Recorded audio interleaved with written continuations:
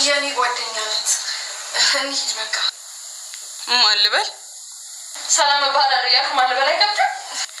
ጭራሽ ብለሽ ደግሞ ቤቱን የማንም መፈንጫ አደረግሽው። ምን? እኔን ነው ማንም? ስሚ አንቺ ማን አባሽሽ መስሎሽ ነው እኔን ነው ማንም የምትይ? ህይወት እቻ ሳዳገ የበደላትን ከቤት ያስወጭልኝ።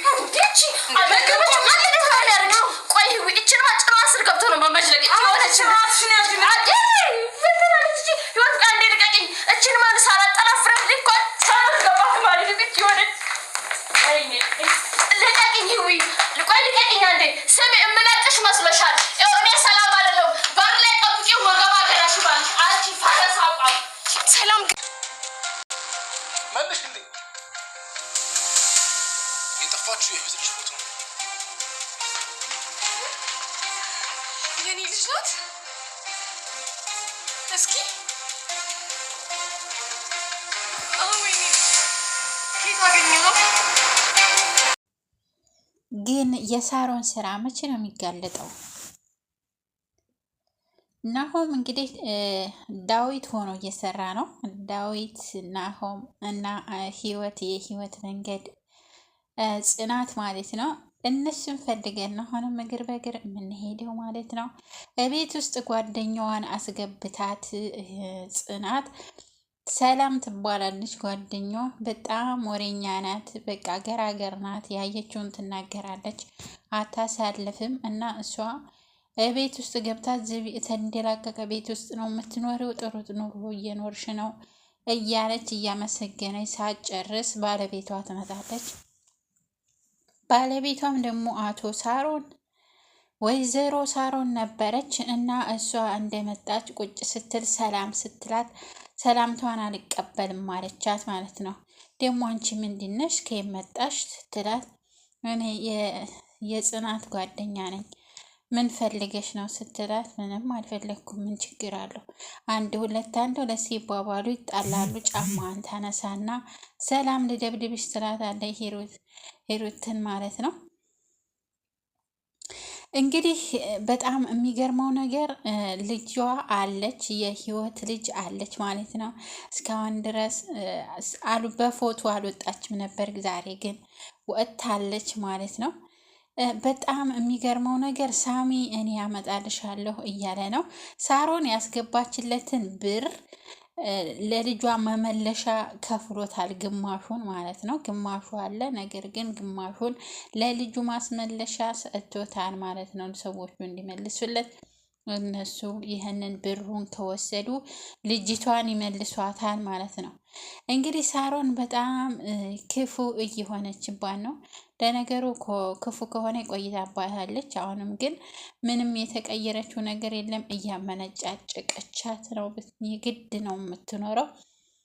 ዳዊት እንግዲህ ወይም ናሆም እህቱን እየተከራከረ ነው። ይህን ሁሉ ገንዘብ ከየት አመጣሽው?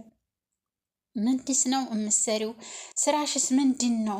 ለምንድን ነው ይሄን ሁሉ ገንዘብ ያመጣሽ? ምን እየሰራሽ ነው?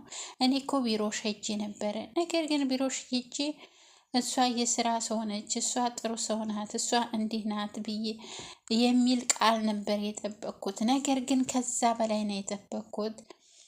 ስለ ክፉነትሽ እና ስለ አጭበርባሪነትሽ ነው የተነገረኝ።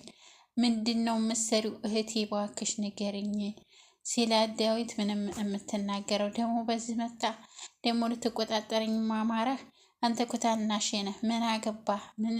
ምን የጎደለ ነገር አለ? የጎደለህ ነገር አለ ስትለው እኔ ምንም የጎደለኝ ነገር የለም። ስለዚህ እባክሽ እህቴ የሆነ ችግር ውስጥም ገብተሽ እንደሆነ አብረን እንወጣዋለን ንገሪኝ እያለ ሲላት ምንም የገባሁበት ነገር የለም። ስለዚህ አርፈ ተቀመጥ፣ እኔንም መከታተልህን አቁም ብላ መለሰችለት ማለት ነው።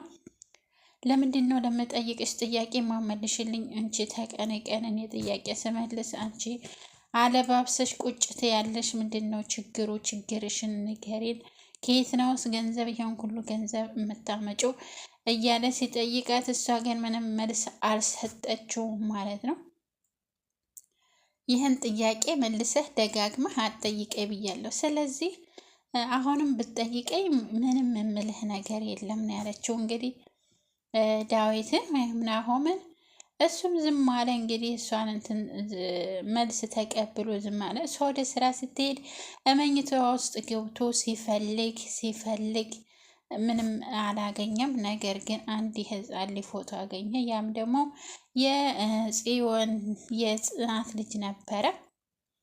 የጽናት ልጅ ነበረች እና እሷን ፎቶዋን ሲሰጣት ክውን ያለችው ድንግጥን ያደረገችው ይሄ ክፍላችሁ ውስጥ ምን ይሰራል? ምን እያደረገ ነበረ?